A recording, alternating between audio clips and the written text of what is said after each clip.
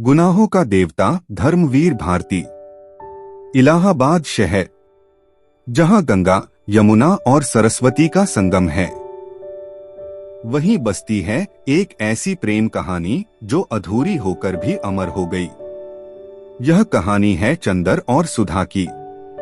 चंदर एक सीधा सादा, समझदार और भावुक युवक था, जो अपने गुरु डॉक्टर शुक्ला के यहाँ रहता था। डॉक्टर शुक्ला की बेटी थी सुधा, चंचल, मासूम और बेहद प्यारी।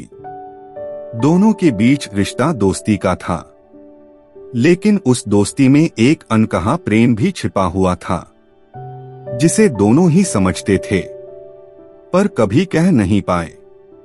सुधा के लिए चंदर सब कुछ था, उसका सबसे अच्छा दोस्त, उसका सहारा, उसकी दुनिया। और चंदर, वह तो सुधा को अपनी जिंदगी का सबसे खूबसूरत हिस्सा मानता था। लेकिन इस प्रेम में एक दीवार थी, समाज की, संस्कारों की और रिश्तों की मर्यादा की। चंदर अपने गुरु की बेटी को अपनी प्रेमिका नहीं बना सकता था। वह अपने प्यार को हमेशा दबाकर रखता था। समय बीतता गया। एक दिन सुधा की शादी की बात चलने लगी। सुधा चाहती थी कि चंदर कुछ कहे, उसे रोक ले, लेकिन चंदर, वह चुप रहा।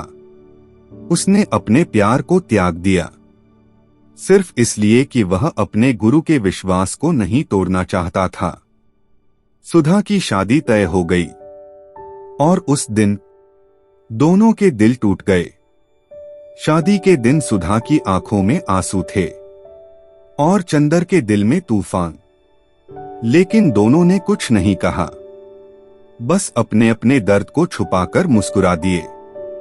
शादी के बाद सुधा अपने नए जीवन में चली गई और चंदर, वह अकेला रह गया। अब उसके जीवन में खालीपन था।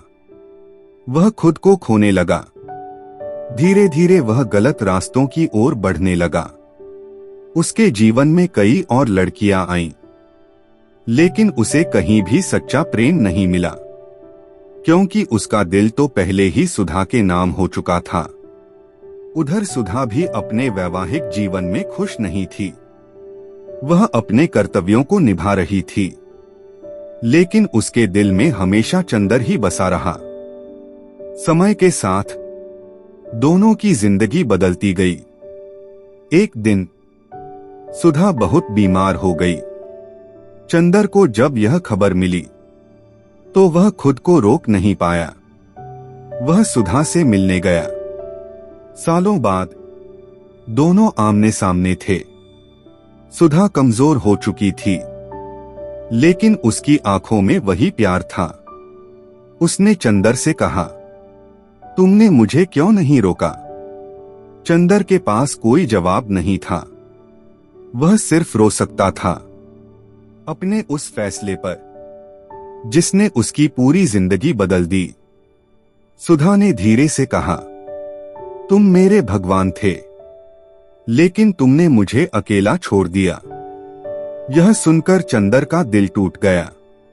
कुछ ही दिनों बाद सुधा इस दुनिया को छोड़कर चली गई और चंदर, वह हमेशा के लिए अकेला रह गया। अब उसके पास सिर्फ यादें थीं और एक ऐसा प्रेम जो कभी पूरा नहीं हो सका। भावनात्मक अंत। यह कहानी हमें सिखाती है कि हर प्रेम को शब्दों की जरूरत होती है। कभी कभी चुप रहना सबसे बड़ा गुनाह बन जाता है, और त्याग हर बार महान नहीं होता। कभी कभी वह जिंदगी भर का दर्द बन जाता है। Presented by moral stories. इसी तरह की और प्रेरणादायक कहानियां सुनने के लिए चैनल को सब्सक्राइब करें और अपने बच्चों को ऐसी प्रेरणादायक कहानियां जरूर सुनाएं। धन्यवाद। आपका दिन शुभ हो।